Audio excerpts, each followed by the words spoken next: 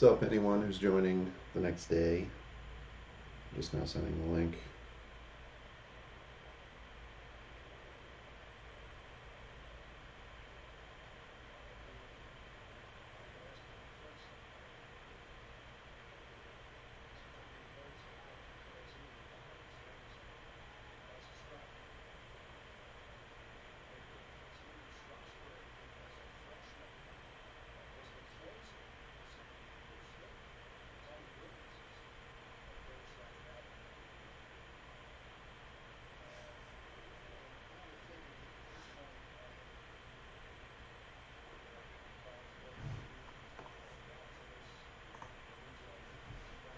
If anyone's rolling in right now, just gonna give it a few minutes.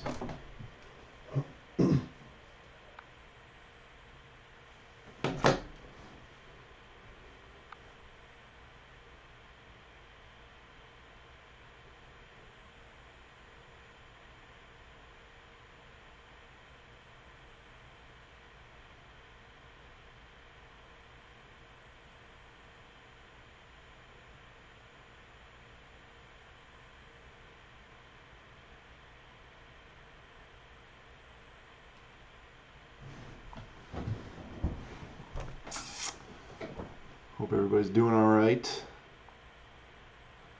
Not 9 yet. Let's give it a few more minutes.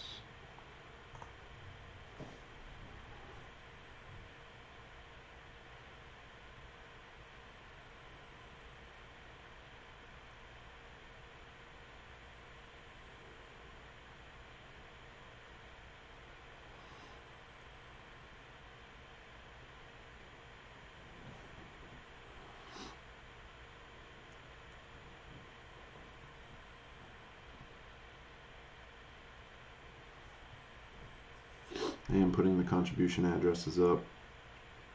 It's up to you guys. If you guys want to see how this one goes, it's totally fine. It's just that Bitcoin.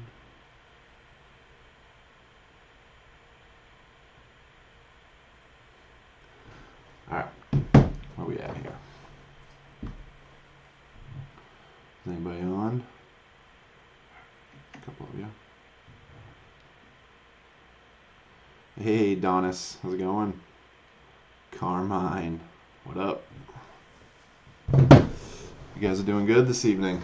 It's a little weird going live for you guys. I go live often for I run a card breaking site, so I do this 2 or 3 nights a week, but never with stocks. It's gonna be interesting. Bear with me as I figure everything out. I was going through everything on my charts a little while ago and how I set up my ThinkorSwim, and I realized that I got pretty comfortable with my setup really early, so I haven't set up ThinkorSwim in a really long time. So I'm like, oh shit, how the hell do I do this? Yeah, man, I'm excited too. This is good stuff. It's long overdue. So yeah, I'll just give it a couple more minutes. Again, I'm putting up the pay addresses. I don't want anyone to feel like they have to.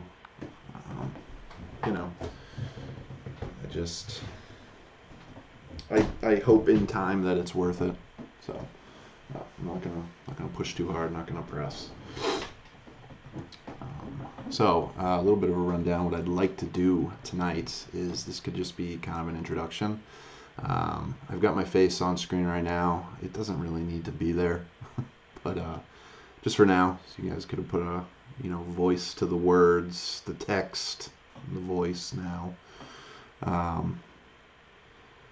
really just kind of want to run down. That's right.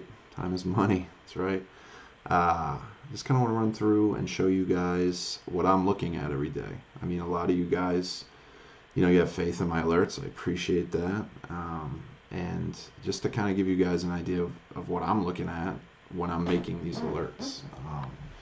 Right now, up on the screen, I've got a very, very bare minimum. I'm going to turn this into what I look at. I've cleaned it up completely and just kind of show you guys how to do it. If you guys ever want to start using ThinkorSwim, or you already are, if you already know how to, if you already are using ThinkorSwim, some of this stuff you're probably gonna be like, yeah, no, I know how to do that. This is, I'm actually using this to try to get some of the people from my car brake service to kind of watch and see, because they know me personally, but I'd like them to come join the family. Off the Charts, and me and Late Tree, for people who don't know, we work together, and Johnny's over there in the server with us, and we talk about this place all the time over there. Off the Charts, man, I'm telling you, you should have seen the trade that we had today. It was awesome. So, I want to spread the love with what we got going on here. So a lot of this stuff might be pretty basic. A lot of you, there's quite a few of you that are pretty advanced. And you're probably gonna be like, all right, man, this is kind of boring. Well, hopefully we can dig into some more in-depth stuff in time. So yeah, tonight I just kind of want to go through the chart and go through ThinkorSwim, kind of show you what I'm looking at, what's on my watch list, what am I looking at for time frames, what am I using for indicators. I'm not going to share the parameters of my scans, but I'll kind of show you some of the stuff, some of the scans. There's really only one scan that I hold pretty close that I don't really share. But I've got a lot of other ones that I can, easy money, baby. What's up, Johnny? I got a lot of other ones that I don't mind sharing, showing to you guys, like momentum scanners, and just kind of, press a button, see what's doing well today. Excuse me. So yeah, the ThinkorSwim basics. I don't really want it to be a ThinkorSwim tutorial. Yeah, you can go and watch videos on YouTube for that, but I really just want to show you guys how I get my setup the way it is. And if you ever want to use ThinkorSwim, it could come in handy to come back and look at this stuff. And then after that, at any time during all of this, I want you guys to feel comfortable. Ed wants to see the option scanner settings. I'll show a couple. Maybe in time. Who knows? We'll see. What was the comment on the YouTube? Time is money. I don't know how much my scanners are worth, but I guess we could find out. So yeah, at any time during any of this, no matter what I'm talking about, I don't care. Throw something in the live video channel. I'm watching that at the same time I'm looking at everything else. And I've also got 6 figures. You might be right, Donis, man. You might be right. That thing is... that thing's good.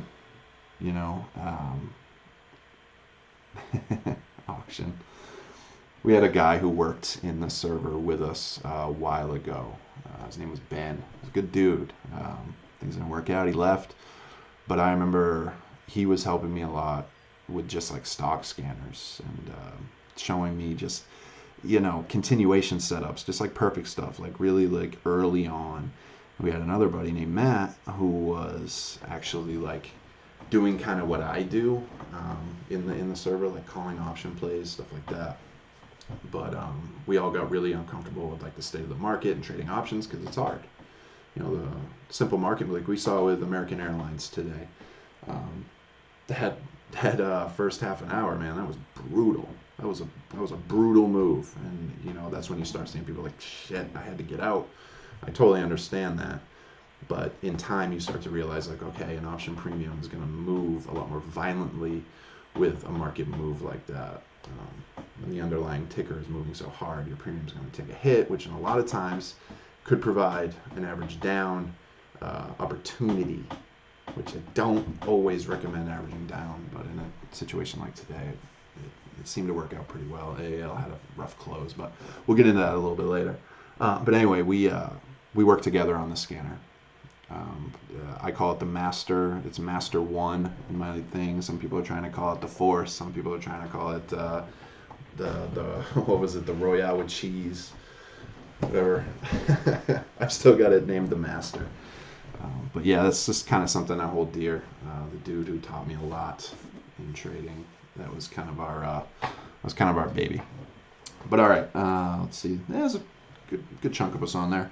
I'm going to start to run through some of the stuff. Like I said, throw me anything in the live video channel, anything in the YouTube comment section. It's fine. All right, so what I'm looking at here is I'm looking at futures. This is currently what's happening in futures right now. We're a little bit down. It's not so bad. You can see the watch list to the left, and you can see just this is a 1 year, 1 day chart. So each candle's a day. It's showing the last year of the S&P mini futures.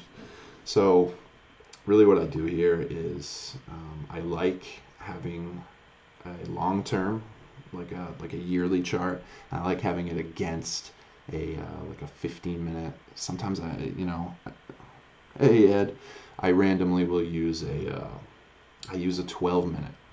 I don't know, man. I started trading futures and I liked how the 12-minute. It was like a sweet spot of, it was 10 minutes was too fast and 15 minutes was too slow, and I just found this 12-minute that I've just kind of gravitated to. So anyway, so you've got your charts here, and up here you can do a flexible grid, which is where you can break it into two. So you go right here and you go, I want to customize the grid here.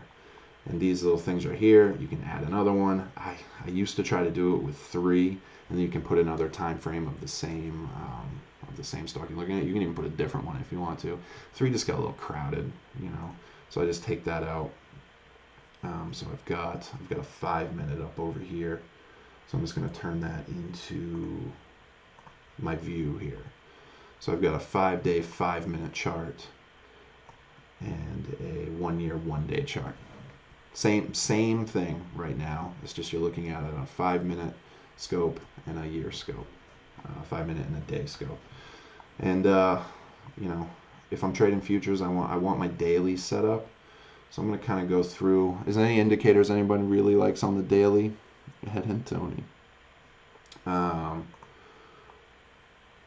going to throw on a MACD.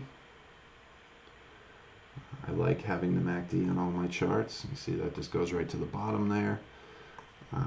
The bottoms that I typically use, and I have, you can set up your study group, and then you can save the study set right there.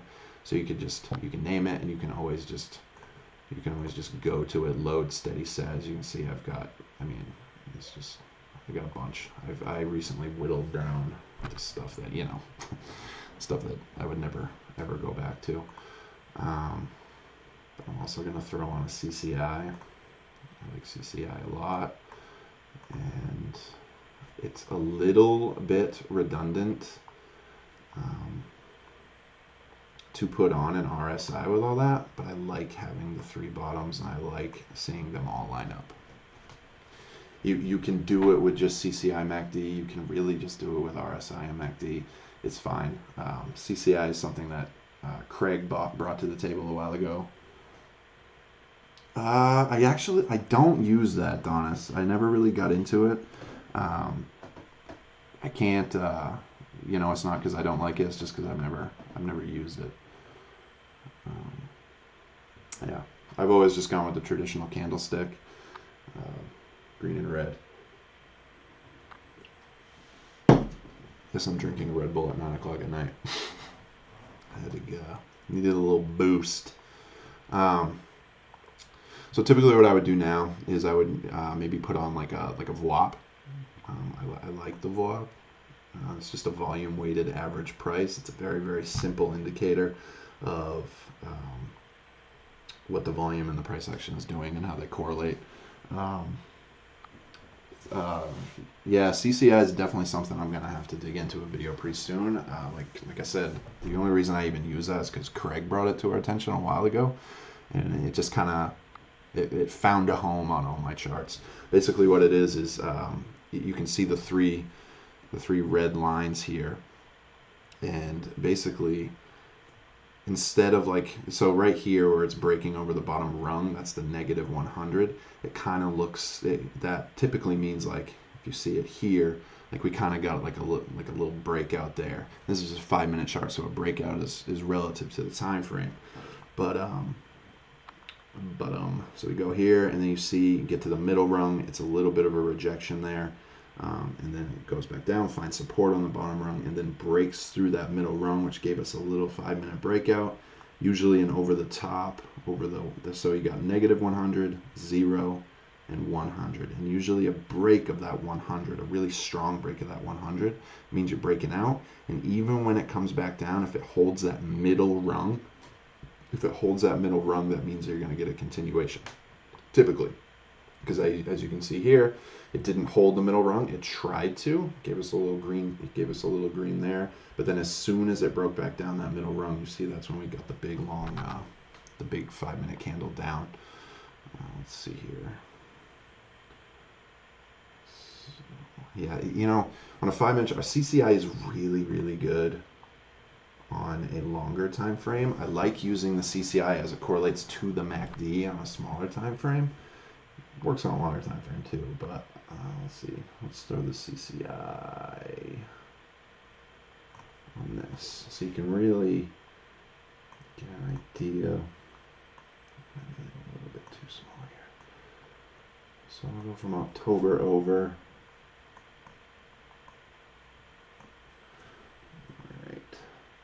I really want to find a spot like right here.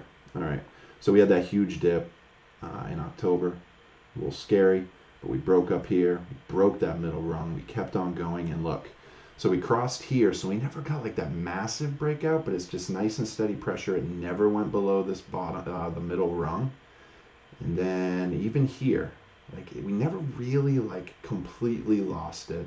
Same here, kept us going, but then all of a sudden, boom, here we go. That gave us our strongest dip there. But all you had to do was watch it, watch it, watch it.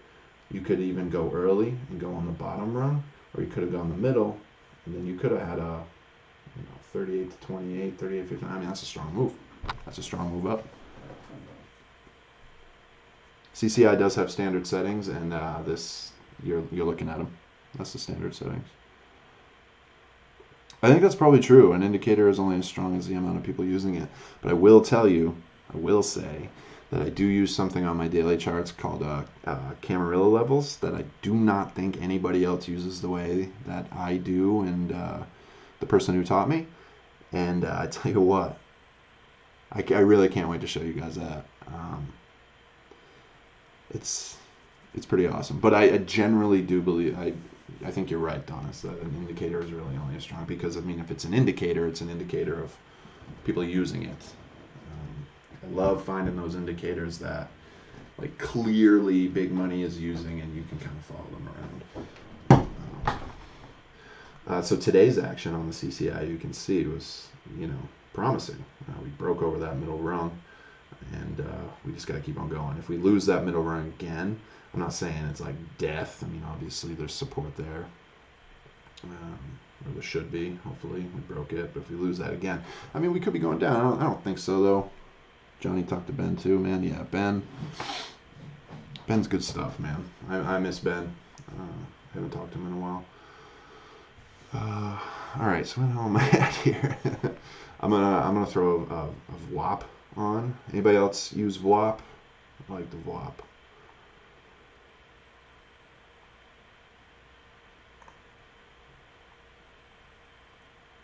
The only thing on VWAP that I don't like is I don't use the upper. I don't use the.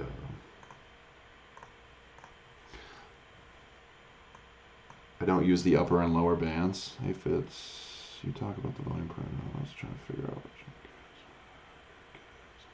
one. No, Camarillo is different than volume point of control. So the volume point of control is actually the main indicator inside of the volume profile.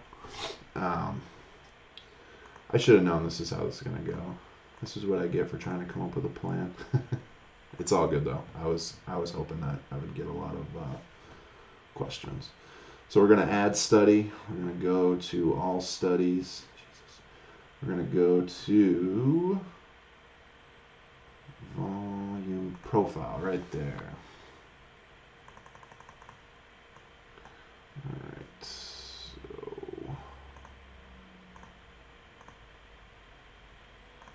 All right. So our volume profile here is, it looks like volume on the side. I'm going to thicken up this middle row here.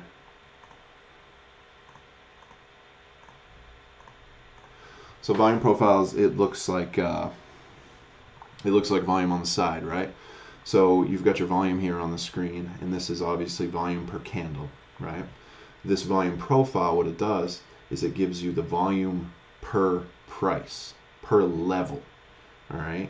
So the volume point of control is this thick purple pink line right here. So the most volume that ES has had in the past year was in this level. This is where people were accumulating right here.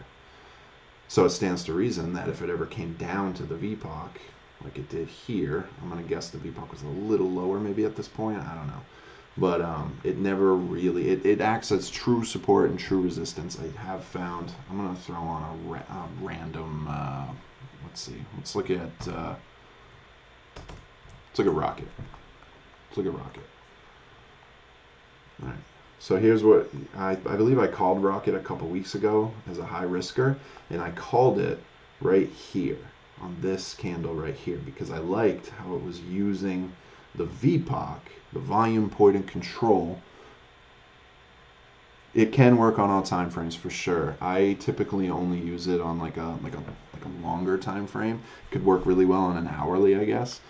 Smaller, like 5 minute, 10 minute, it's great. I just feel like it clutters up the chart a little bit, and you could just use flop to kind of get the same idea, and you can kind of get an indicator that moves with you as a VPOC. It's not lagging, which is great. You know, having a non-lagging indicator like a VPOC or a Camarilla pivots, like I'm going to show you guys at some point, and like a Fibonacci retracement. It's not lagging, of course. So you got a non-lagging thing. So yeah, here I am. I'm calling it here. We got our dip, but that strong move back up to the VPOC, great. And then you can see what happens here as it blasted through that. Like if the most volume is happening at that level, it stands to reason that it's going to be massive support or massive resistance, right? And typically, a lot of times, when you got a strong green candle going up to the VPOC, we're looking at gap up. A lot of times it can happen. Again, just random stuff. Let's look at AAL. I can't remember where it was at for the VPOC. I know I just called it. Yeah, it was a little lower. Where's calling it? VPOC way down there. I got an old fib there. Get rid of that. Yeah. Yeah, there we go. Look at Apple. Look at Apple reacting to the VPOC right there. I mean, that couldn't be a better example right there. The terrible action that we've had for the most part since end of January went all the way down to the VPOC, and of course it's not out of the water yet, but look where it found support. The most volume it's had this year has been at this level. Our last test right there. I mean, the candle drops right to it. It's fascinating. It's fascinating every time. Randomly just type in tickers and find a VPOC, hold a support, or break a resistance. It's really cool. It's my favorite indicator. I can dig more into that anytime, really. I'm going to finish setting up my chart here. I'll show you guys. Yeah, screw it. I'll just put camera levels on. So I'm going to go add studies, all studies,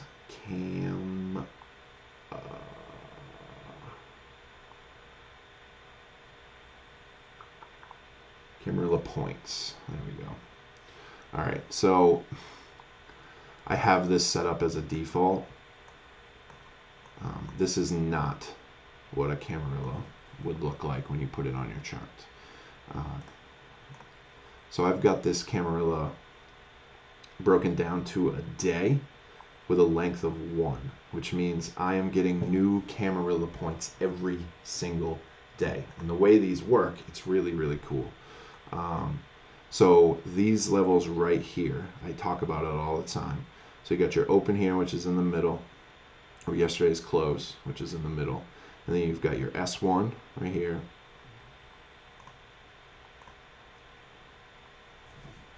You got your S1, your S2, your S3. I make it a little thicker. S4, S5, R1, R2, R3, R4, R5. R is for resistance, S for support, right? So these lines right here will not move all today. Like we got our futures here. This is 5 o'clock tomorrow. So all of this futures action right here will take place within these levels here. And these levels are created off the prior day's action. You can see tomorrow's already being sorted through. So the more the price moves, the more, you know, the more the price moves during this day, the more these lines will spread out. It's really, really cool. It's amazing how much they actually work and follow through. And I really, you know, to Donis's point, an indicator is only as good as the amount of people who use it. But man, I'm telling you, there's something about these Camarilla levels, and Ben would be killing me right now if I was talking about this, but I haven't heard from him in a while, so I'm just gonna go for it. It's crazy, man. So the most important levels on this particular Camarilla level setup is the S3 and the R3. Typically when you get a big R3, like look at today's action. Let's just zoom right into today. We'll get the entire thing set up. So go in here, the overnight action last night can't break the R3. Look at that. I mean, it's damn perfect. It's boom, boom, boom, boom. Just keeps hitting its head, keeps hitting its head. Never really loses. You know, it never really loses the close of yesterday, which is great for a little bit at 10 o'clock at night or whatever. And then all of a sudden, boom. Okay, so at 3:30 in the morning, we break resistance. And test, test, test, test, test, test, test, boom. If R3 is broken convincingly, which after this many tests of support, it looks like it was, it will typically go to R4. It is the next one, you know. It is a nice ladder, and typically I will say once R4 is broken, R5 will at least come into play. It didn't quite get there today. We got a little bit of a rough action here, but I'm telling you, it's crazy how many times it actually does work out. The same can be said. Let's find. Where was that nasty day? There it is. There it is. I see you. Let's go here. So here we go here. This is actually something I think I was commentating on as it was happening. So you got here, you open, you test the S3, you go down, we lose it. S4 kind of catches it, doesn't go right to the tick, but you know, it catches it there before it goes a little crazy. Comes up, can't break the open, can't do it. Go up, test the R3, doesn't work. Boom, right back down to the S3. Let's try again. Now, little fake out there, a little fake out, but it gives you the perfect hanging man 5 minutes, so you know, or at least you get a good idea that that's probably going to reverse. It's not typically a good sign. We get a hanging man at the top of a trend, and all of a sudden, bam, bam, bam, bam. Okay, we're going to try a little bit on the S3, right to the tick, and then, man, lose it on S4, lose it right to S4. Try, nope. Give it all back, right back down S5. It's like a ladder. It's a lot like Fibonacci retracement, in the fact that it's not lagging and it's just set lines on a screen. But it really is fascinating. The more and more you watch it, that you can actually use it as a blueprint for your day. And it does typically work better for futures, but I mean, I haven't even looked at it on AAL today. Let's check it out. So our AAL levels, yeah, see, rejected by R3. That is exactly where our dip started at the end of the day.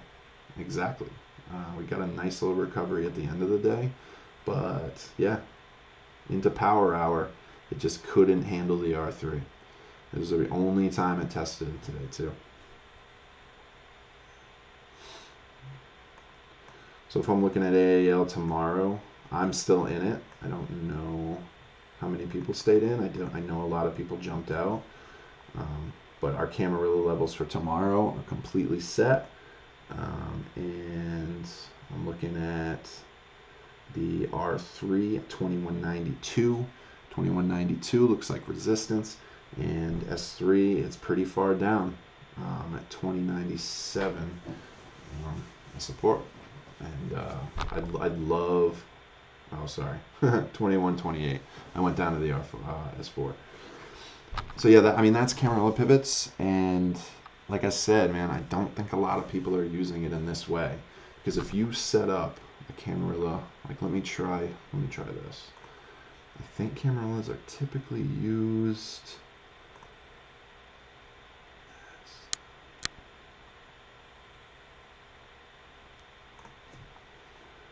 Yeah, see, it looks absolutely foolish on a daily the way I have it set up.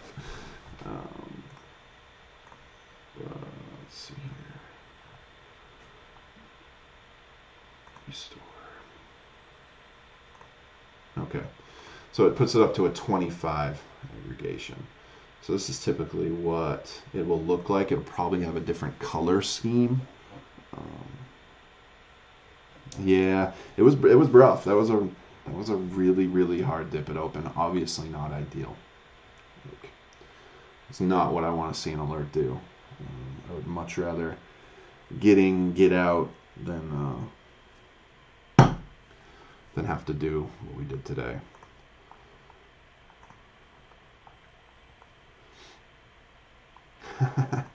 Salah watching on the big screen. That's awesome. That's cool. All right.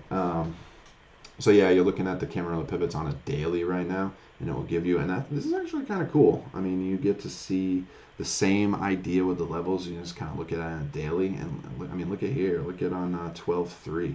Look at it test that right there. That's pretty. And then boom, explosion, right back down, find support. I mean, it's finding the lines.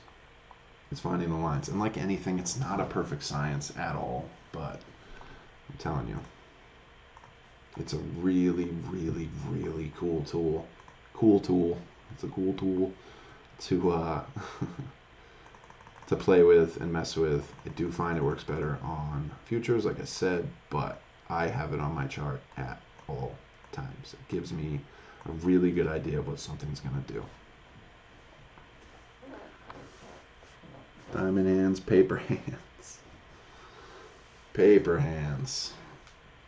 Man, I follow Port. I know I talk a lot of shit about Portnoy in the pit or whatever, but I do follow him on Twitter, and man, anything he posts does not matter. It could be, one of his pizza reviews. It could be, stock stuff. It could be just a goofy video. It could be anything.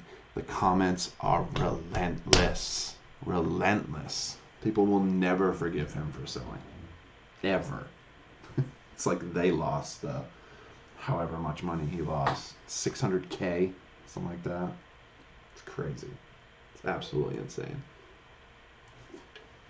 All right, well, I didn't really expect to go over volume profile and cam levels today, but it's cool. I do think it's something that maybe we should come back to at some point. If you guys are interested in it, would like to, let's see here. So we can watch, we can look at futures right now. So when I post in most mornings, I try to do it every morning, and I kind of give the levels of ES. No, me either, Ed. Not at all, man. Don't come to my pizza joint. What the hell was I going to say? I lost my train of thought. Thinking about pizza.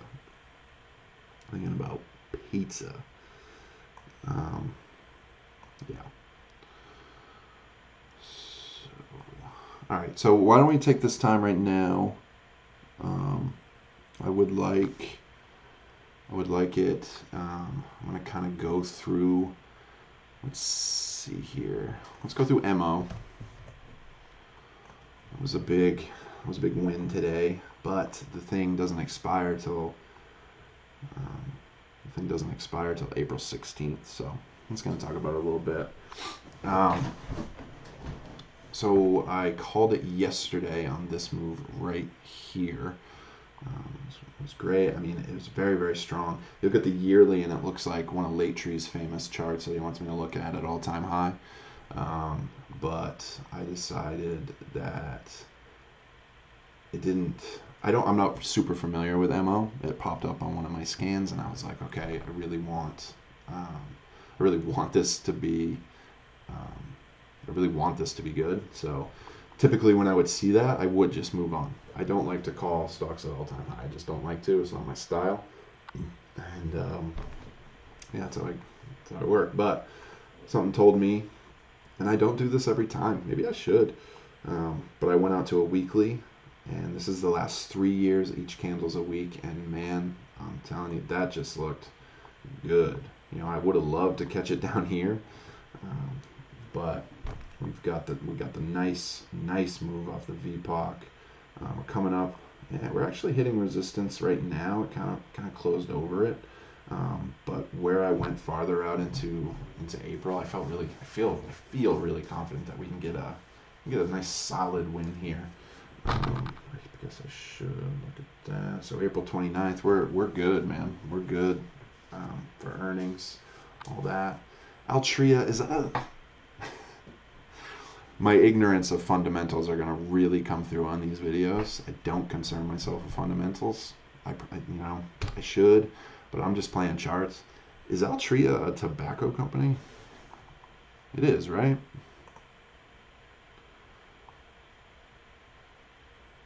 Marzetti Camarillo. I love that. I'm just going to change your name to that in here anyway. Marzetti Camarillo. Yeah, okay. I thought so. So, I mean, morally, I don't know if people wanted to trade that. I don't know. I don't really concern myself with that stuff. Maybe I should, but I don't. So, yeah, we're looking at that weekly chart. It's great. I mean, it's a clear uptrend. It's great. It's CCI. I don't know how many times I can say it's great. Volume profile, let's see. And then the other cool thing is what the volume profile actually does is it can give you, yes, okay, that's the volume ported control, cool. But look at where the levels are high, you know? So that should be right there. 48, 47 should be resistance, right? Yeah, okay. And then right here, we should have resistance at 49, right? Yeah, probably. But then you can also look at the action if I would exit those things. It's cool because, yes, it's a level of resistance because there's been so much volume there. But also because there's been so much volume there, you would tend to think that people are going to want it to go over that. Now, you can also see here, though, like even at this 49 level, though, there was probably a lot of selling right there. There's a lot of selling right here. But the cool thing that I like is there was never really a top. Ours is a 50 call, and you know we might run into a little bit of resistance there. Looks like we've topped, but like I said, man, we've got over a month for this alert. So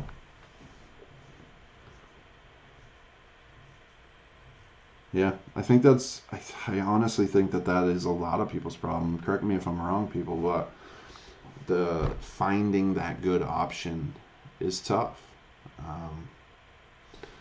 I guess why I'm going through technicals is I just wanted people to know what I'm seeing and why I'm calling what I'm calling. I think all of you are skilled enough to realize that, but for the people who are newer to this, I guess I just wanted to show. So really, what I do, like let's look at Cron. Like Cron, maybe I'm early on this. It's possible. It hit a scanner that I like. I like the movement up here. It looks like, I think I mentioned it yesterday, it looks like weed was gaining momentum in the last hour of the day. Clearly it was showing us something. I like how it's breaking out the bottom rung. So clearly it is early. Typically I would like to wait for that middle. But if we're going to get a big move tomorrow, possibly, I'd like to be in it already and get some money out of the high risk same weeker.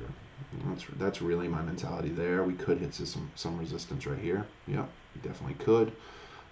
And weed has a way of, really pissing you off when you want it to work.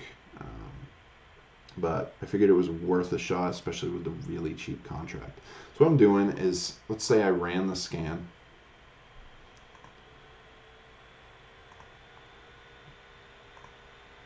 I'll show. So I run this one a lot. I don't think, yeah. I run this one a lot.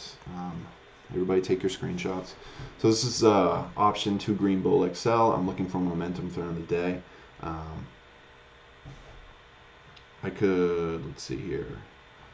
Yeah, I'm looking for stocks $1 or more. I'm looking for volume 700,000 or more. A percent change of 3% or more. I could probably lower that if I wanted to. Days to expiration, because I will pull contracts. I don't typically use the contracts on here. Sometimes I will. I want a nice healthy delta. I'm not even figuring theta in here, and I want the last 2 hour candles to have increased. I want the close to increase on the last 2 hour candles. So basically, it's a momentum throughout the day that I'm looking for. And say I don't know, Cron didn't pull on this one. But I would get that, I would scan, I would try to find, yeah. That's awesome, man.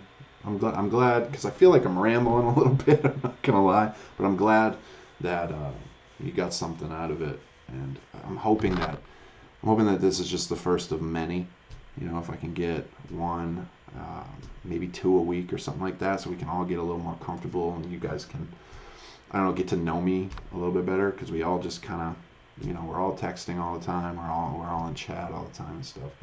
And this will give me a really good time to catch up when I'm not available to be there during the day either, which isn't always, it's obviously not ideal. I wish I could be in there more. All right, so when I'm scanning, I'm looking, and then I go to the option chain. So what do I do on the option chain? You can see you've got your expirations here. So I was looking at Cron, right? So I got my April 12th, my March 12th, sorry. You got your IV right here. This right here is the expected move. So Cron is expected to move 70 more cents. I do use moving averages. I'll have to throw those. I got a little sidetracked with some people's questions. But I do use moving averages. I'll throw those on here in a little bit. The motherfucking Catalina wine mixer. All right. So yeah, what I do here, it really breaks. What are you trading on, Donis? Are you just trading with Robinhood, or do you have a set? Are you able to? I know most people just got to trade mobile. I totally understand. It's just when you actually are able to look at an actual option chain, it's a game changer, I think. The only thing I wish TOS allowed was more options to look at the same time.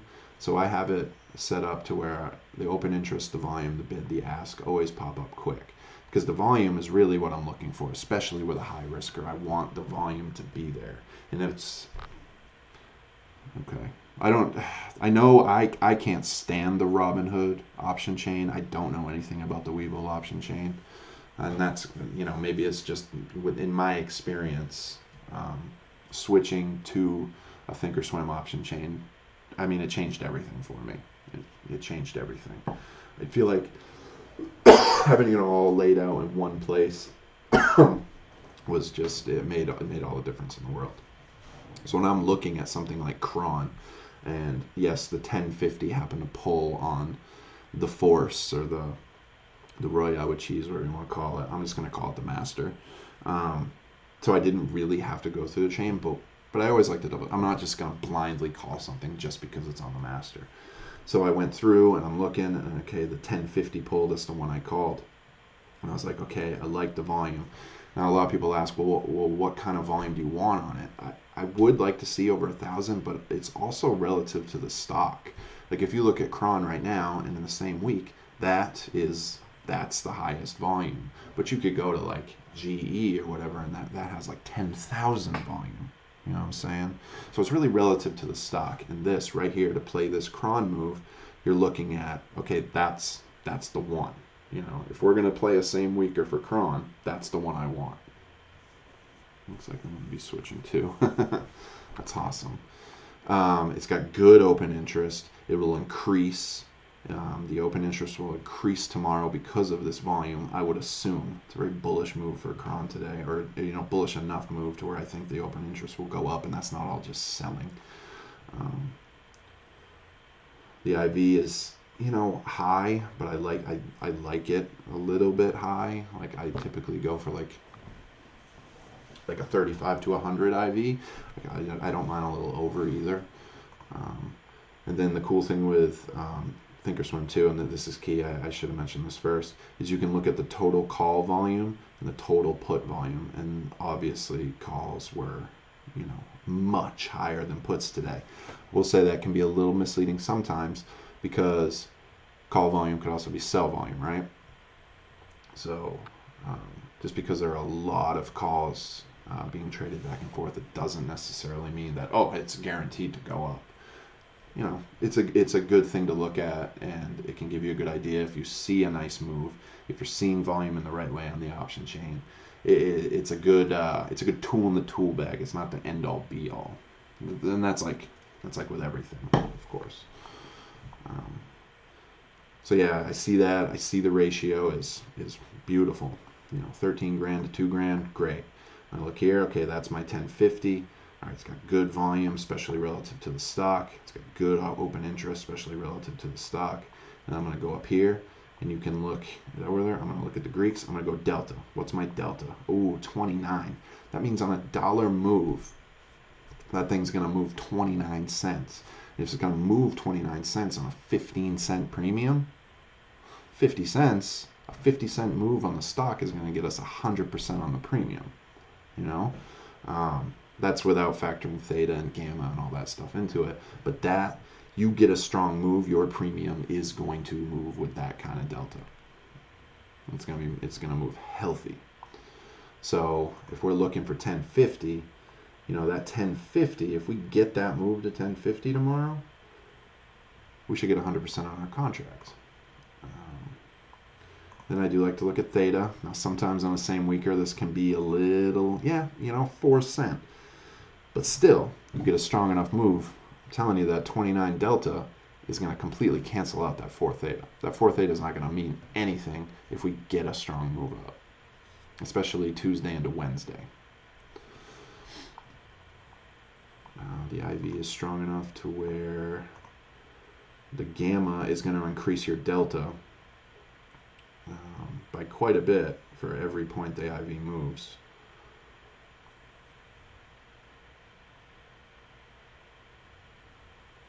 Yeah, damn. The more and more I look at this, I think we're in for a good, nice little treat with Cron tomorrow, as long as it can push through right here. It's a good contract. It's a good contract. Let's see, what was the other same weeker I called? Didn't I call another one today?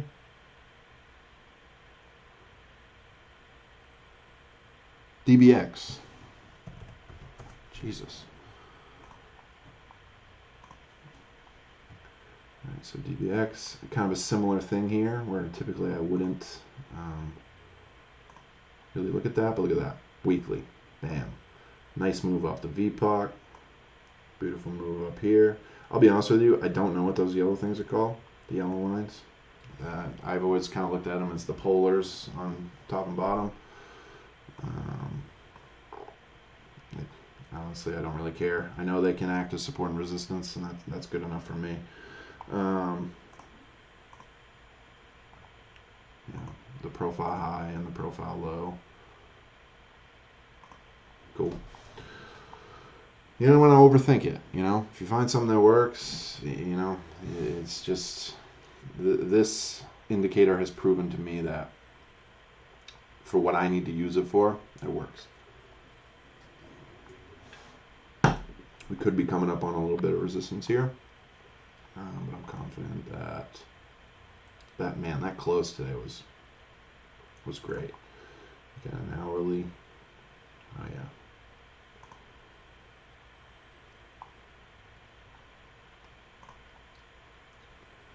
I like this.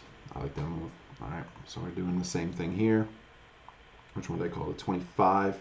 Spread was a little wacky. Didn't like it. Kept kind of going in and out. But even a 6 cent right there, especially if you were able to get in at. I can't remember what I got in at. I need the special ed version of this discussion. I'll just do it often, man. I'll do it often. I probably should slow down a little bit too. What the hell did I get in at? Did anybody else get in DBX? I didn't even catch it till 36. I was waiting to the end of the day. It dipped all the way to 28. I wish I would have grabbed it there. I almost did. I got sidetracked a little bit. But yeah, we're still looking pretty good here. I like the DBX alert a lot. Thank you, Salah. Appreciate it, buddy. Alright, so yeah, see here, like the open interest not super high, you know, especially when you look at it in other ways, or look at it, you know, in the terms of like other stocks and stuff. But 860 relative to this option chain is pretty good. It's really not bad, especially with the higher volume right there. And I mean, we're looking at 21,000 to 9,000. It's a pretty decent ratio. 93, it's pretty, you know, decent size IV right there. And with an expected move of 180. So, sorry, Donis, that's where I was going, buddy. Hell yeah, Ed. I agree, man. I love Fib too, man. Fib is great. All right.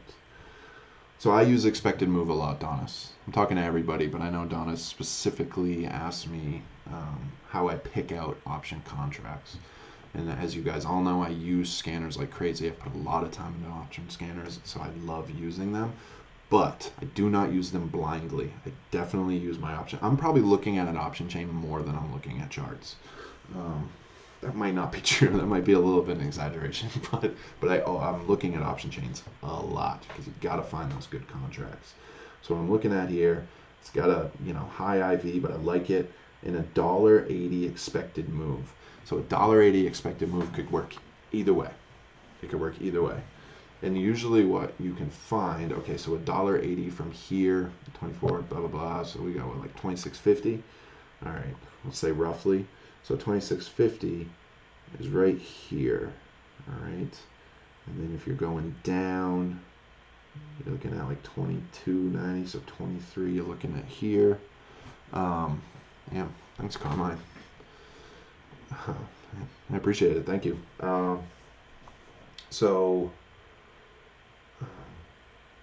Sorry, there's a lot of times where you can look at an option chain and you can kind of see why that's the expected move, because the open interest and the volume will tell you. You know, it looks like a wall exactly where it is. And then other times you'll see stuff like this where it's like, okay, there's 1100 OI sitting at this 27 and it's outside the expected move.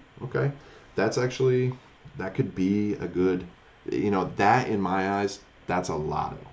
That's a lotto right there because it's outside of the expected move. It's the same weaker and it's only 7 cents. It's $7 a contract. Like, you know, so I guess what I would say is 27 or out would be a lotto. And I also need to say too, like, so I called this 25 and that's great. But when I'm looking for high risk, same weakers, I'm trying to find cheap ones. I'm trying to find cheap contracts. I'm not trying to call a same weaker that's even, you know, 80 cents or more. I'm looking for cheap ways to get in. If I really don't think there's anything wrong with playing in the money, especially the same week. I think some of you. Oh yeah, this link will completely stay up, and you can subscribe to my YouTube and it'll always be there. It'll always be there, and I won't get rid of the links in the channel. It'll just be a running thing. Now, my YouTube channel, it's going to be this and card breaks. I still do card breaks. It's slowing down a little bit, but I'll still be doing that more and more as well. So, all right, sorry. I like the idea of playing in the monies. Why I do it the way I do it, especially for the same weakers, is I'm looking for those cheap plays. But if you really want something that's more of a sure thing, why wouldn't you play the 24 You know, it's already over it. The delta, let's check out the delta on that 24. It's a 72. So for every dollar, your premium is going to move 72 cents. So you know, it might be like the same kind of move, but also you're not going to get such a drastic beat down on like an AAL move today. You know, if we would have played in the money on the high risker, it might have actually worked a little better. Probably wouldn't have gotten as much out of it if we did get a big move up, but it's a little bit safer, a little bit of an insurance for whatever. So really, whenever I make an alert, I guess what I'm saying is, getting all jumbled here. Couple alerts came through. You guys really surprised me. I appreciate that. Is say I call a 25. Okay, so I call a 25 DBX contract same week. I'm saying a 25 or closer, I think is a good trade. You know, I think the 25 is good. I think the 24 and a half is good. I think the 24 is good. 23 and a half, so on and so forth. Anything outside of that, I'm either looking at as, okay, the delta isn't exactly where I want it to be, especially for the kind of move that I think we're going to get. And that's why I moved that Ford call up the other day. And Ford had a strong enough move to where it didn't matter. Any of them worked. But that's kind of why I look at it that way. So if I call a 25, I think that anything 25 or closer is a good trade. So if anybody wanted to be like, well, I don't want to be out of the money. I want to be in the money. I still think that could work. I hope everybody knows what I'm trying to say there. All right. So I guess what I'll do right now is I want to look at MO here. What I think MO is going to do tomorrow is I do think that we are going to get a continuation here. A smaller time frame. Oops. That's not the one I wanted. I'm looking at the hourly here, and if we can hold this middle rung here, I think we should get a little bit of a nice continuation. And looking at the cam levels, I think the level to watch tomorrow is 48, 48.06, 48.10 to be exact. Keep an eye on that level tomorrow morning. And again, I mean, this thing doesn't expire for a month, so it's just, you know, we moved 50%, a little bit more today. It'd be nice to lock in some profits. I didn't today. Typically I would. I was hoping for 100.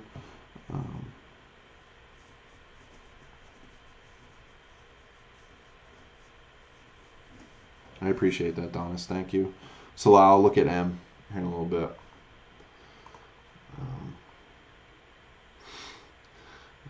Marzetti Camarillo still cracks me up. All right. So when I say like 48 for like tomorrow, like these Camarillo levels are intraday levels. Like if we reject off that 48.06 tomorrow, I don't think that ruins the daily or weekly setup. It's just how we're looking at tomorrow, you know. And then as tomorrow's works out, we'll get new Camarillo levels the next day, and we can. I just play those completely, you know, by the day. And then as the day kind of moves forward, these lines kind of take form, so you can kind of look. Like if I'm watching MO today, like I see the rejection off the R4 here, but I'm also looking here going, okay, so the R3 is resistance as well. Like the R3 is going to be resistance tomorrow, and it's forming in pretty much the same place as the R4 today. So that is going to be even stronger, you know. It doesn't always kind of piggyback like that. Just happened to here. So that'd be a level to watch tomorrow if anyone wanted to snag a little bit of profit off of that. So hopefully we don't go down too much. I plan on holding that probably into April, depending on, of course, like how strong a move is. I always take profit at 100%, no matter what. 100%, I'm taking profit. I don't care what it does after. If I have 10 contracts, I'm probably selling 3 or 4 at 100% every time. No questions asked. All right. Let's see. Does anybody have? I'll look at M for you. So let's look at M.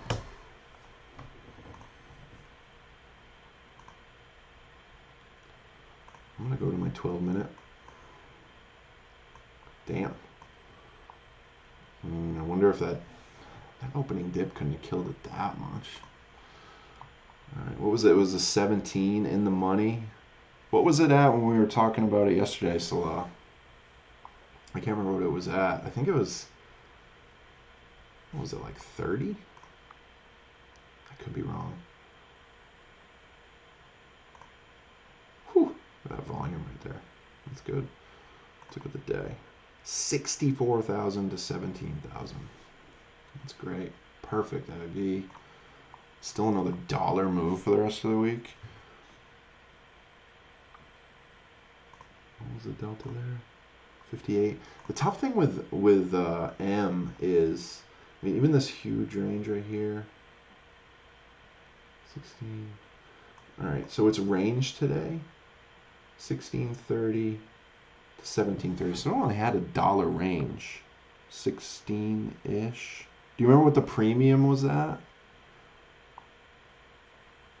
Yeah, 16 sounds right.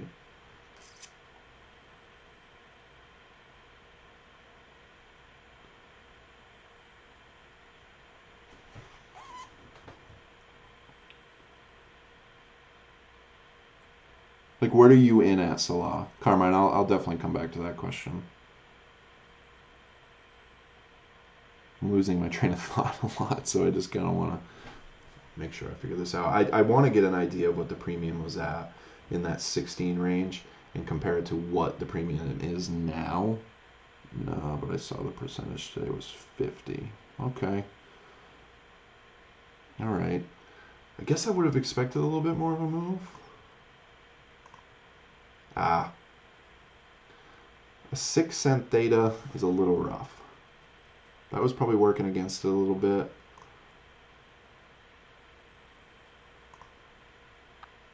Game was fine. I don't know if the IV moved a lot. Oh, you're not in it.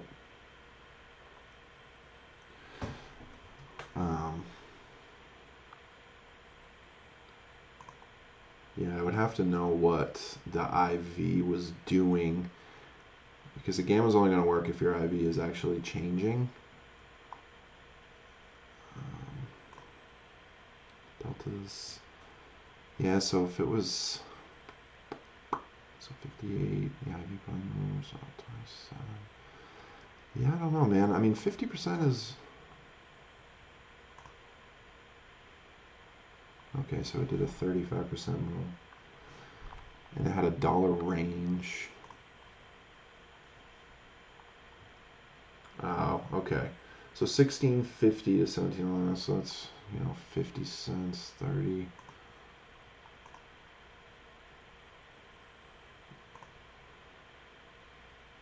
Okay, so it only moved 13 cents. Yeah, I'm gonna go out on a limb and say that the theta was working against it a bit. Maybe the IV was kind of beating it down a little bit as well. It doesn't seem that far off, but I would have expected a little bit of a move. That opening dip probably beat it down a little bit, kind of the same like AAL did today. Let's check it out here. So the cool thing with TOS2 is you can look at the option contract chart. So you can look at the contracts just like you would a normal stock.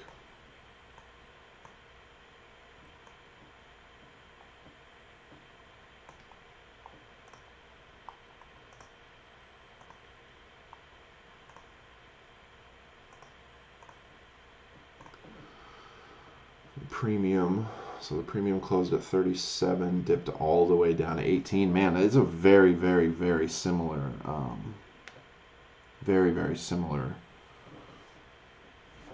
trajectory to AAL. I think that initial dip kind of beat it down. Theta took over. That's a hell of a fuck. That's a Oh, it went all the way up to 72, man. I mean, closed at 37, went all the way up to 72. It's a damn good move. That opening dip kind of killed it a little bit. Our closing dip made it go down quite a bit. Alright, so what was that? Carmine. Is there ever a situation where you shouldn't buy too many contracts? Like, is buying 100 contracts crazy in regards to liquor? All relative to portfolio. Volume key. Yeah. So like John said, it's all relative to portfolio. If you can't afford 100 contracts, don't buy them, clearly. And say you, like, what was that last one we looked at? Was it DBX? So if you're looking at DBX and you're buying, that's probably not the greatest example, but say the volume was only 500, for the day, then you buy 100 contracts of it. I mean, it's a little risky. You got to, if you're going to buy them, you want to make sure that you're going to be able to unload them. Now, if you're buying 100 contracts, you're probably buying them in chunks, I would hope, averaging in, and then I would sell them in chunks as well, if you're ever going to buy 100 contracts. I'll be honest, I've never bought 100 contracts at a time, and I'll also be honest, I probably never will. But like, say something like GE, I just pulled up. When you've got something that's like 23,000 volume for the day, 25,000, you're probably better off with something like that. Like, that is a very, very liquid option stock right there. So if you want to buy 100 contracts or something, I would pay attention to the volume. Your portfolio size first, and the ticker volume, or the option volume. Yeah, I like looking at that every now and then. The technicals still work on them pretty good. TOS always puts this theoretical option price there. It bugs me. I don't use it. I don't want it there. It just takes up room. I like that. Let's take a look at MO. So that MO contract's all the way down here. Got our 50. Look how the volume sticks out right on the chain for our contract right there. It's pretty cool. It's pretty good. IV is steady, which is another reason why I decided to go a little farther out on it. I mean, 28%, that's a healthy, stable IV. And a $3.50 move. Actually, I think I have an indicator that I can show off right here.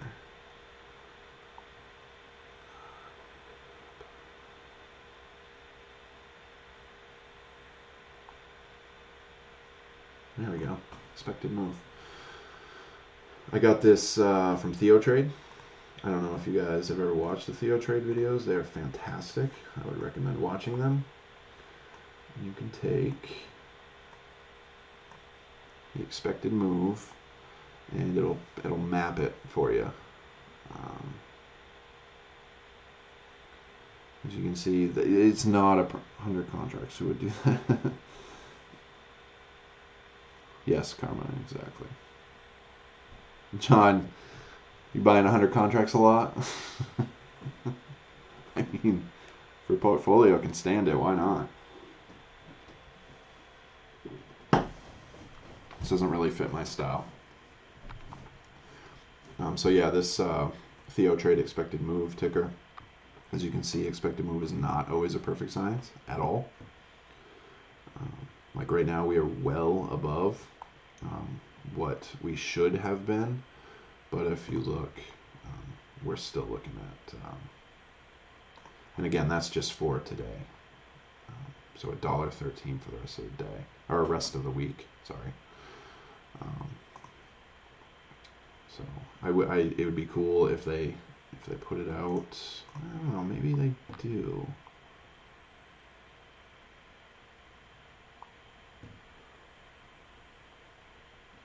No. I was wondering if the expected move could be estimated out in front. That'd be really cool, but it doesn't look like they do that. All right, so it's been an hour and 10 minutes.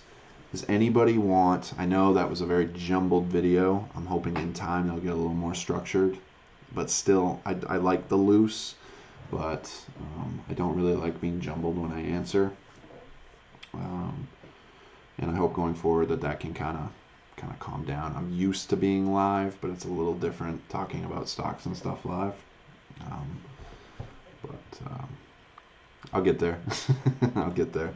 Does anybody have anything they want me to look at or cover before I go dark this evening?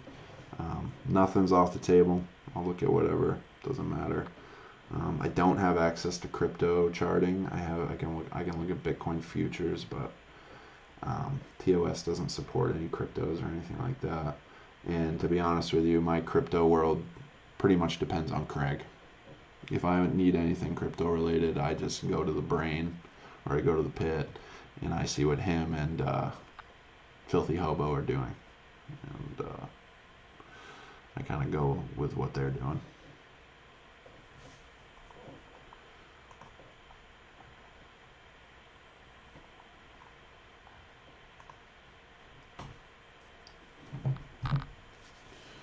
Thinking Neo could go even higher if the market stays green. I was in it this morning and made decent money, thinking I should have stayed in. I was looking at Neo at the end of the day too. It was impressive. Yeah. Is Tilray going to 50 this month? Carmine's buying 100 contracts too. Alright, so we'll look at Neo. Whew, what a day. I am going to get rid of that and load my... So I'm going to load my normal setup. What the heck did I do with it? So I got my VPOC. I got a 20 EMA. I got a 50 EMA. And I usually have a 200 on there. I guess I don't on this one. I got my CCI. I got my MACD. Got my RSI. Everything is pointing up for Neo. Everything.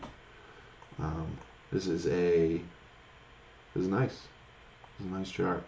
VPOC obviously doesn't matter. Volume point of control is way down there, so it doesn't really matter for this. I'm seeing resistance. I mean, I guess you could go right up the ladder. You could go here. You can go here. You can go here. You can go here. I'm thinking that we're at least going here.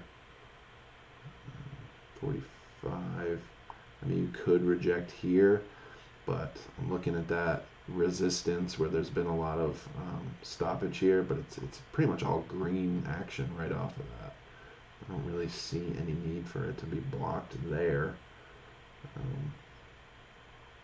Yeah, I think 45, 15, let's just say 45 is the next stop. March 19th contracts and had big volume today. This is the contract I played today. So March 19th. So you can draw some lines here. You got a time level.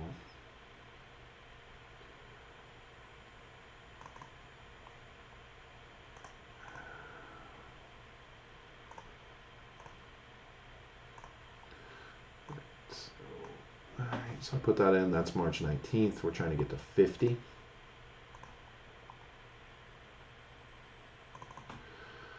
Alright. Definitely doable. Definitely doable. It's got some volume profile resistance to fight through. Got a nice little build up here, where it kind of looks like it not even really consolidated, just kind of stayed in that area for a little bit. 50 active resistance right there, broke down to 50. The cool thing about the moving averages, like your 20 and your 50, the price wants to go back to it. You know? Now a lot of the now of course with that kind of movement down, your 20 is going to follow it, your 50 is going to follow it, any lagging indicator is going to follow it, but there's so much separation there, and it works the same way up. Like, look how much separation you got right here, coming up off the 20. It just wanted to come back to it. You know, it wants to go back to that. I think 50 is a strong play.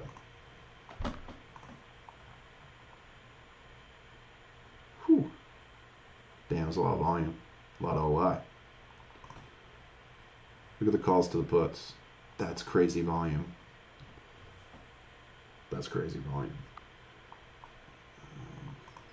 Got a $6 expected move, so the 50 is outside of the expected move.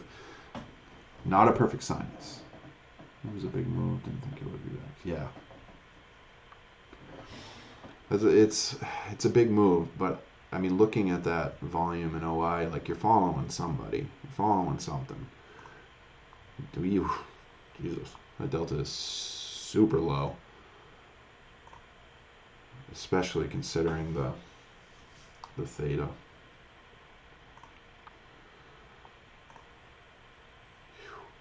The Greeks are rough, dude. The Greeks are rough. You're gonna need the move to stay really strong. As long as the move strong is up. I mean, you know, the move up is strong. Like the Greeks will move to meet up with the price action.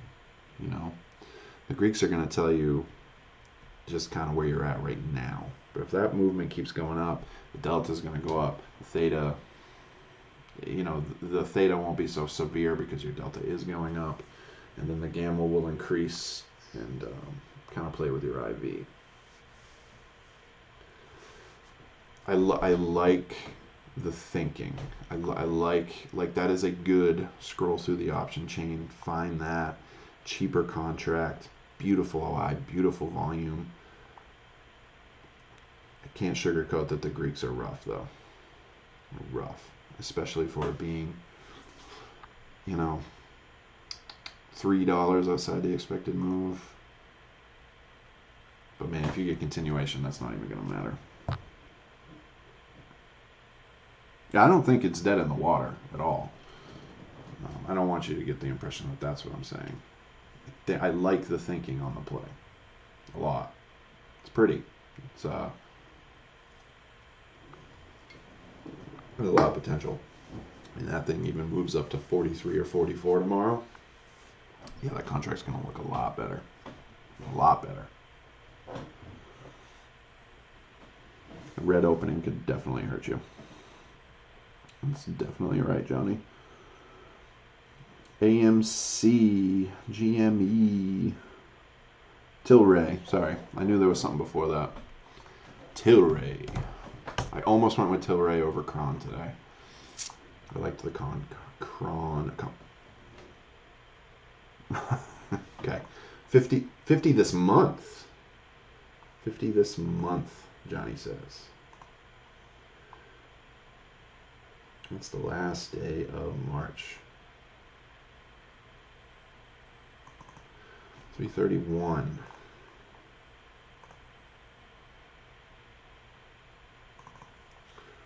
Okay.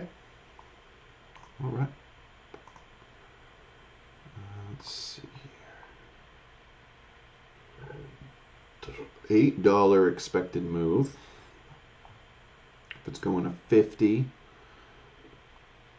by the end of the month, that is a hell of a move. That would be a hell of a move. It was kind of a joke. Okay. Yeah. Tell me what contract it is. See you later, Ed. I appreciate it, man. Thank you.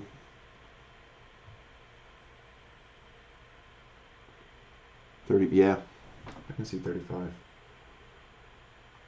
Got that 20 to fight through, but I mean, it wants to be back over the 20. That 50 held beautifully. Damn. Wish I would have seen that hanging on there.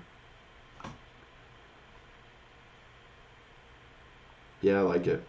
I like the weed setups right now, man. Cron's got a similar, it's just under the 50. That's a little rough. But I like the bottom indicators. They're all pointing up. It's nice. It's nice. I like catching stocks in this with this kind of setup. I know there's been a lot of talk, you know, a lot of gravitation towards the all-time highs and at the top of the trends because things have been so strong. I guess it's died down a little bit, but there was a span there where you guys were like just killing the stocks that were like already really high.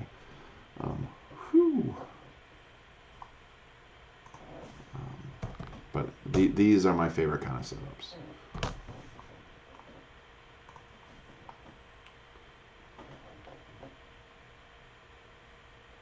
I agree, Johnny.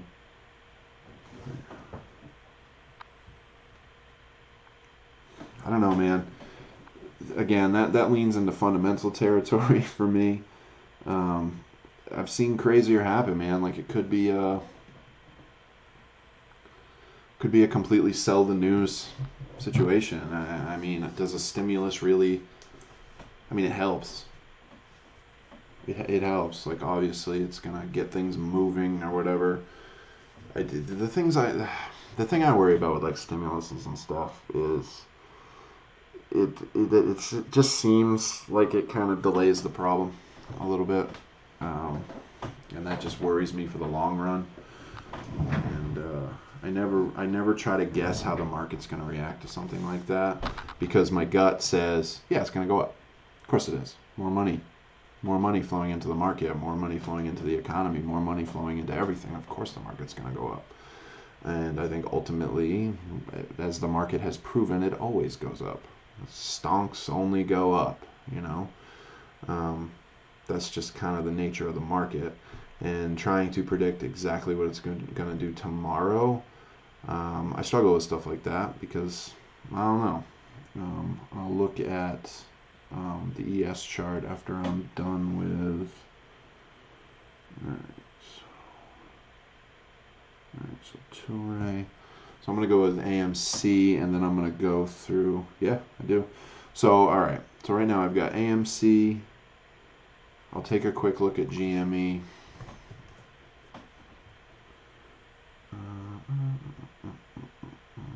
Let's see here. And then I'll look at ES again, and then I'll look at QS. All right, so AMC. Donis has a AMC 11 for Friday.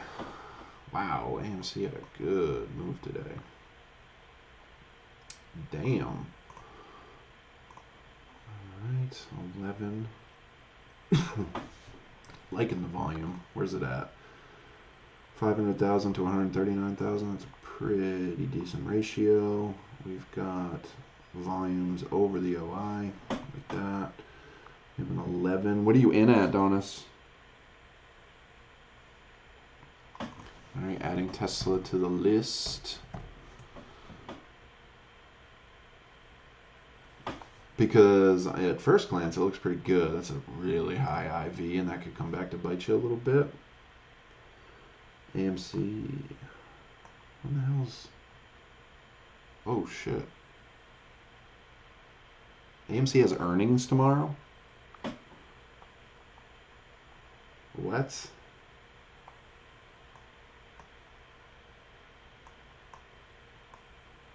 That can't be right.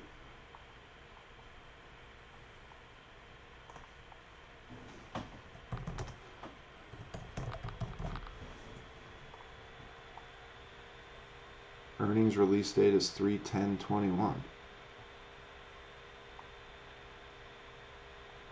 Yeah. All right, man. We got earnings tomorrow. Yes, Age. Thanks, Johnny. All right. I would look to get out tomorrow. That is my advice. Oh, you're in at 109. Okay. All right, so 109. I love the volume. Love the OI. Delta, really not bad. Theta worries me. Yeah. Okay. Expected move at 2. So 12. Yeah, you're not going to be trying to play for that expected move, especially with earnings in the picture. I don't hate the contract. I like the strong move today. I like the thinking. I like, you know, clearly something's going on with AMC. Clearly something's going on with GME. Salah's been preaching GME like crazy. I gave him a little bit of shit yesterday, but I didn't really mean that. It's clearly worth talking about it. The earnings scares the hell out of me on a stock like that, especially with things going on. With the way AMC's been acting, GME's been acting. That's like where it begins and ends with me. Earnings scares me. Yeah. Yeah, thank you, Johnny. If you get an opening, if you get a gap at open, I'm out. I'd be out. Out. All right. Let's take a quick look at GME.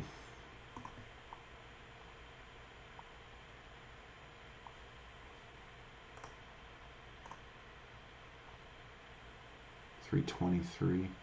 Jesus, look at that. 261 in after hours. God damn it.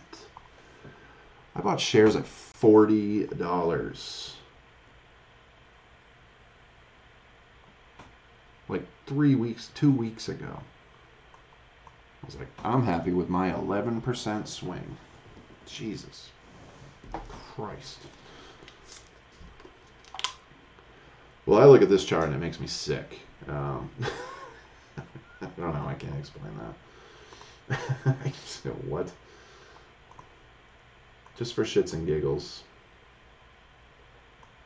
What the hell's the low? There we go. Still a fib on this thing. See what it does.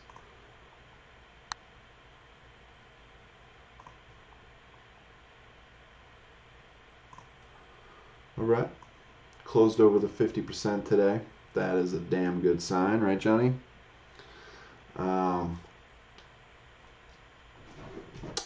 300 incoming.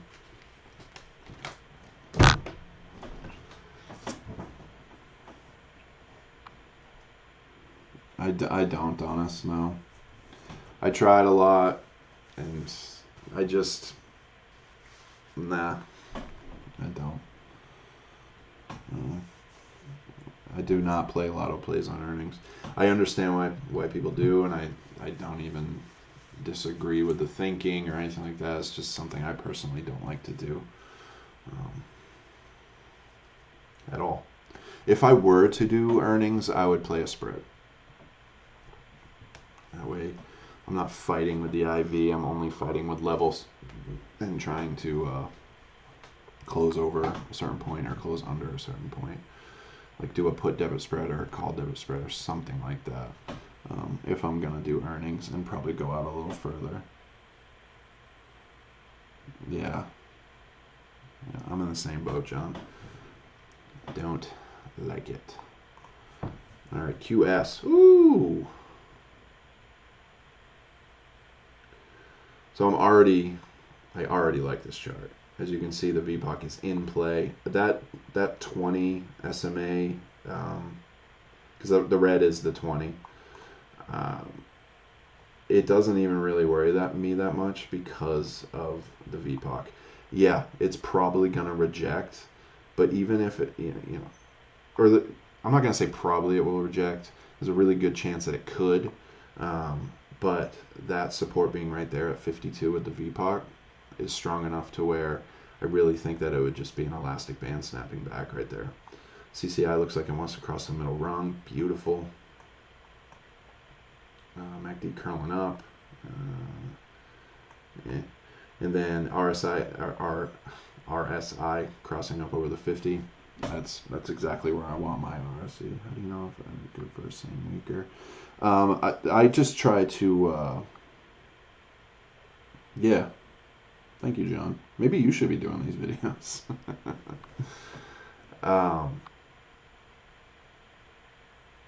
Yeah, Donis, when I'm doing a same weaker IV, I try to find a sweet spot of 35 to 100.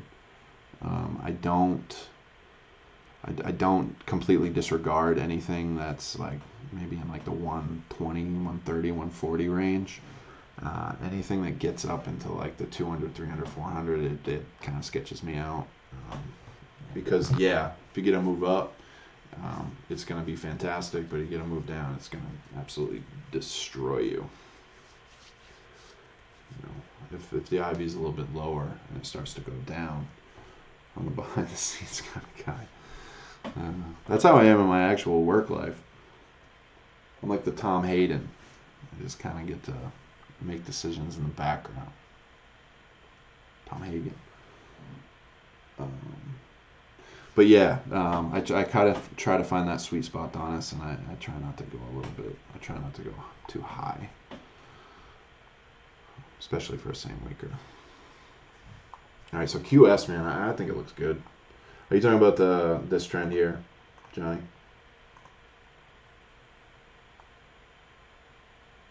Like right there?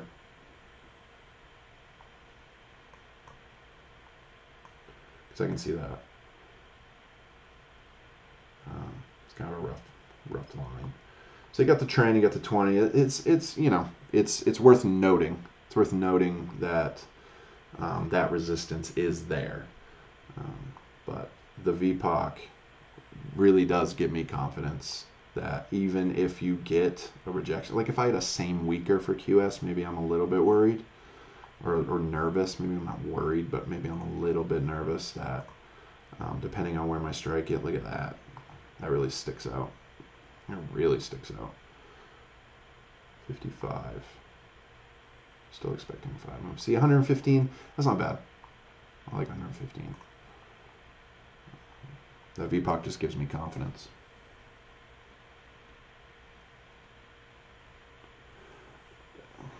How high is too high for Theta?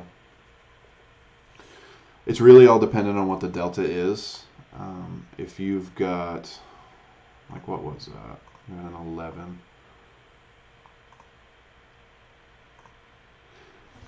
What concerns? So it's really not that bad if you have a dollar. If on a dollar. Okay, so you have a dollar premium, 14-cent theta. That means you're losing 14% of your theta, or of your premium per day. You know, you're losing 14 cents of premium per day. That is going to be spread out. It's not going to happen all at once. But that theta, that 14% decline is working against you. The stronger, if the AMC move stays strong and keeps going up, hopefully your theta will drop a little bit. Because once you get like really in the money, you can see the theta doesn't really affect you at all. But you just need that really strong move up to combat that. And what was the delta again? 55. See, that's not that bad. You know, you gain 55 cents on your premium for every dollar the stock goes up. Now, is AMC going to go up $1? Did today. It did today. So you really want your theta to be low relative to your delta. Is a really simple way of looking at it.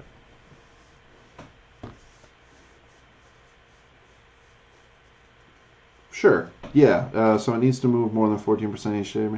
Okay. Yep. But again, it all kind of correlates with the delta. You know, if your delta is high enough to balance out that theta, then you should be good. So,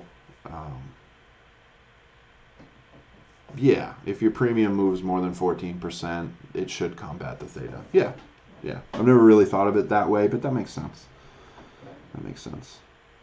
And John, would I rather see it retest the VPOC to know I'll go up? That would, yeah, I would love that. But if it gaps up over the 20, I mean, I don't know whether you're still in it or not. If I'm in it, I want it gapping up over the 20. If I'm not in it and I'm looking for, right.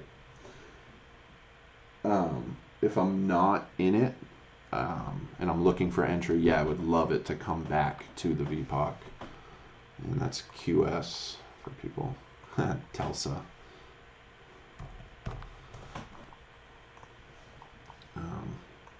So yeah, if I'm not in it, I would love to see it come back a little bit, maybe to like 50, maybe 52.50, 25, maybe give a little, maybe a little kiss on the VPOC. I mean, it doesn't need to go right to the cent, you know, just kind of kick back a little bit, maybe rubber band it. You're in, so I'd love to see it. I mean, if I'm in, I just want it gapping up. You know, the fact that it closed over the VPOC. Does that mean it will make 27? Yes, Donis. Yep. Yep. Yes. The Greeks are ever changing though. So if you get that strong move up and it moves up 50, your delta is going to change. You know? So as long as you get that strong move, your delta should actually increase.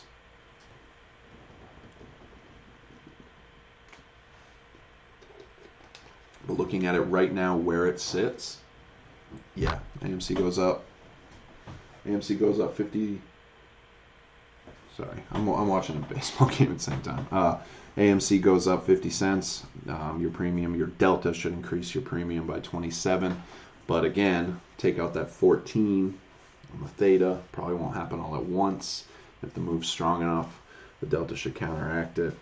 So usually what I'll do, like, you know, at the beginning of the, before the bell, where I'm like, okay, I'm going to set myself here. I usually do that math and then kind of knock a few cents off of it. Like if I was an AMC and it started going up and I saw it was up 50 cents, all right, I'm setting my sell at $1.30 for AMC, because that'll be roughly, you know, the 27 cents there. I would look and see $1.30 and be like, okay, I'm gonna maybe set that at $1.25. I'm gonna take my 20%. Okay. If I do get all jumbled up, call me out on it. There's no need to be too nice to me. Usually when I slow down, I can explain things a little better. Yeah, John, I hope that gaps up for you, man. That'd be great. All right, Salah, I'm sorry, man. I know you're trying to get to bed. Whew. Oh, man, Tesla. That is purdy. That wants 700, man. Ah, man. There's a lot of similar setups here. Do you just have shares, Salah? Or are you playing a contract as well? You don't have to share if you don't want to. Yeah, I would say about 700 should be happening. That's pretty, you know, kind of got jumbled up in there a little bit. Topped out here. But bam, look at that. We should see 700 on Tesla before it even thinks of coming back down. Oh, it's already up to 690 in pre-market. All right, so next for me is the 20. You know, you got a little, that's a troubling cross right there. I don't think it's going to be straight up from here. But then again, man, you look at Tesla right now. And it's so heavily dependent on Bitcoin.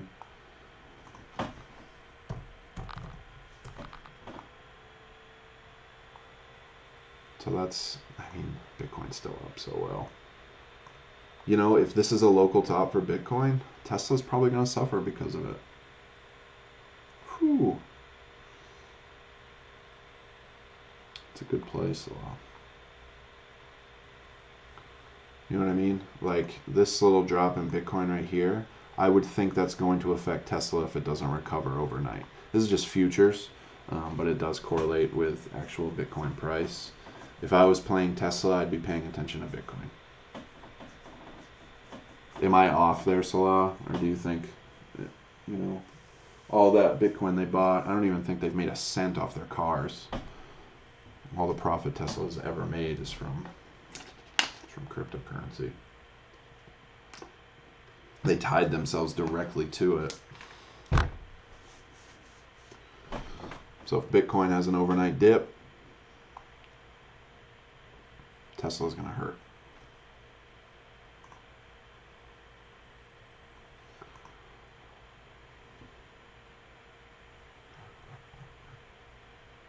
Whew, that is an expensive contract there. I don't know if you got the same weaker, but anything 700 or more. God damn. 87,000 volume. 100% idea. I like that. Thank you, Donis. You the man, dude. Alright. They invited a lot of BTC shorts to Tesla, yeah. For sure. Let's see here. Does TOS allow you to set a trailing profit exit on options? Trailing profit exit. So like setting Oh man, trailing profit. So like setting like a trailing stop. Yeah, that's a, yes, Carmine, thank you. That is a beautiful play solo.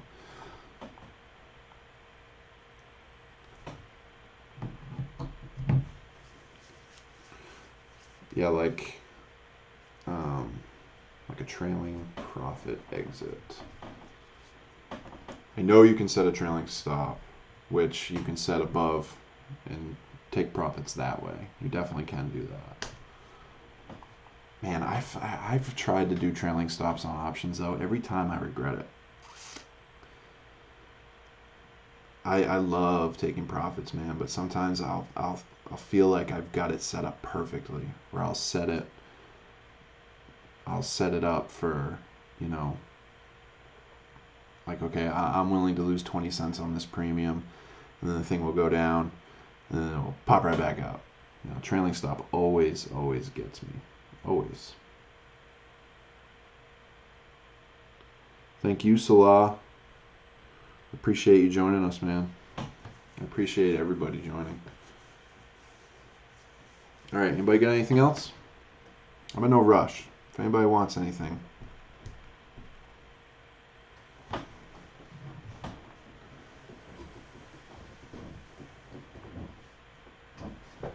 I love baseball. I know that's super random, but I'll even get into spring training. Dodgers versus the Reds right now. Oh yeah, ES. My bad. Alright, so I don't want that trend line. Alright, so let's take a look at ES. I'm going to take some of the thickness off my 20 here. I can read this a little better. Alright, so it's all about the 20 SMA for me right now. If I'm looking at the 20, which is right here, that's right. I want it over that. You know, I'm sick and I'm tired of being in between this 50 and the 20. The 50 held true here. You got to think that has a lot to do with the stimulus news, I guess, right? Got any hobby boxes? I got that plates and patches. It's posted. It's posted on the server right now. Favorite player ever? Jason Baratek.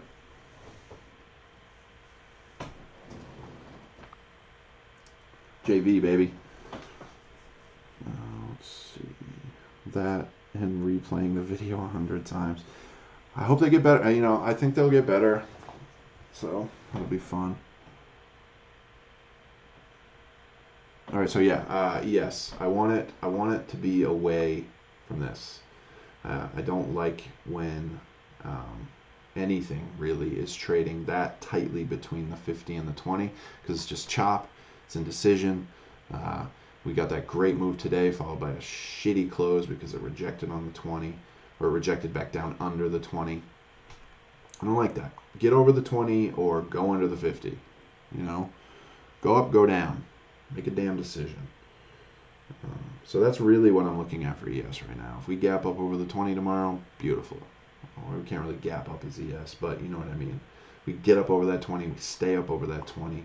We can fight towards a new all-time high. I'm happy. I'm bullish. Or get under the 50. Give us a strong-ass dip so we can start loading up on long positions, you know, when it settles down. I'm the type of guy, man, and it would suck and the world would be burning and everybody would be losing their minds. But I'll tell you what, man, if we went all the way down to the VPOC, it'd be time to load up.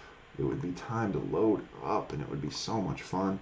Like this COVID dip right here, man, I started buying Tesla and Apple and Microsoft and all that stuff like right in this area.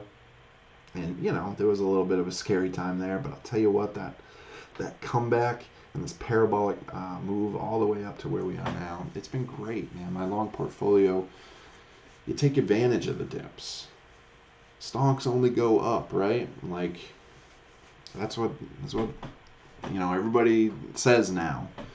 And I think it's kind of goofy, and I think it's kind of foolish, but at the same time, I mean, they've got a point, man. The market's made to go up. I'd love an OTC t-shirt. I'm going to put up the actual logo for the next video. I like that logo that I made, but I got to get the actual one up.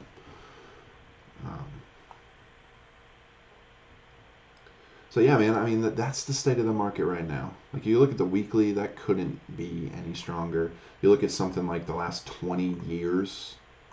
Look at the last 20 years. I mean, okay, all right. Like, that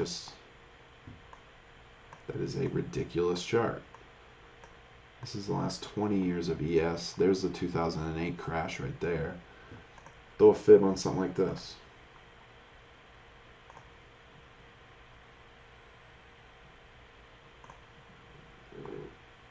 Look how beautiful that follows the lines. It's like a ladder. Look at that dip right there. This is the 20-year low, the financial crash of 2008, all the way to the high of where we were about 3 weeks ago. This line, this 50% line here, how could, you don't even know that's going to happen. This all-time high hasn't happened yet. And look at that dip. Look at that dip right there. It's right to the tick. It's right to the tick. Yeah, the blue line is the 50. Did you alert that? You probably did. What did I alert? Tell me and I'll join you next time. What did I alert? Oh, my long portfolio. Sorry. I think I mentioned that I was starting to load up. I think I ran through some of the stuff I was buying. God, I can't remember. Seems like so long ago now. Only a year. But yeah, stuff like that with the fib absolutely blows my mind. Absolutely blows my mind. I mean, it couldn't be more perfect. It's mind-blowing. Mind-blowing. All right. Anybody got anything else?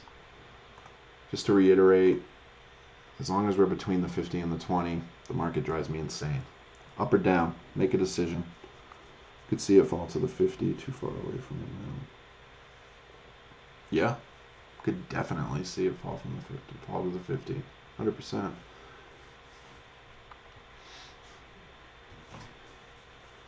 If anybody's got anything else, I'll try to do another video pretty soon.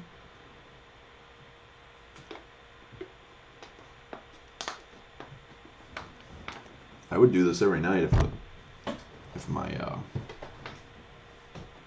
schedule allowed. It doesn't. My wife works nights, and kind of puts a wrench in my nighttime plan sometimes. That was excellent. I appreciate it, man. I appreciate it. I really do.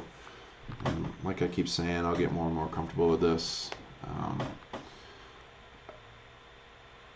Thanks, Donis, man. I really appreciate it. Maybe in that live videos chat, if you guys come up with something during the week where you're like, oh, I would love to talk about this. Like, maybe it's not like a certain alert we're in or a certain chart or anything like that. But you're like, damn, I want to learn more about, I don't know, some kind of moving average crossover. We can kind of all take a look at it. We can take a look at it all together. So yeah, I really appreciate everybody joining. It was awesome. I had a really good time, almost 2 hours. That's great. I want to keep on doing this, and the fact that you guys showed up and are asking questions and stuff, it really reassures me that this is something people want and something that we all need. This helps me as well because it forces me to study at night, something that with my busy schedule sometimes gets left behind. Yeah, I'll do that, Donis, man. He wants me to check out the Hike and Ashy candlesticks. I'll definitely do that. I'll have to watch a couple videos myself to learn how they work. So yeah, it's great. Let's keep it up. I'll try to do another one pretty soon, maybe a week. Maybe I'll try to do this one this weekend. The links are always going to be in the channel. And subscribe to the YouTube. I'm not really worried about that, but just to make it easier. I'm not trying to be YouTube famous or anything like that. This is strictly for you guys and anybody who's interested in, learning a little bit. That's really it. If you do subscribe to the YouTube, just remember that I do a card break thing on the side, so there will be other kinds of videos on there. If you're interested in something like that, I can send you. We have a Discord server. It's Coastal Collectibles. It's fun, and also I have a podcast. If you want to listen to it, Music Period Podcast. Me and my buddy we review music. Let's get you YouTube famous. Maybe, I don't know. I'm not worried about stuff like that. I don't think anybody wants to hear me ramble through Camarilla pivots. Staff, cathode feed, Lincoln sync chakras. Yeah. So yeah, I'll see you next time. We're all going to talk tomorrow. And Coastal Collectible, Music Period Podcast, coming for the next video. I'm rambling. I'm going to get off now. I hope everybody has a great rest of your night. Home run Dodgers. Yeah. Hope everybody has a good rest of their evening. And I will see everybody tomorrow. Take it easy.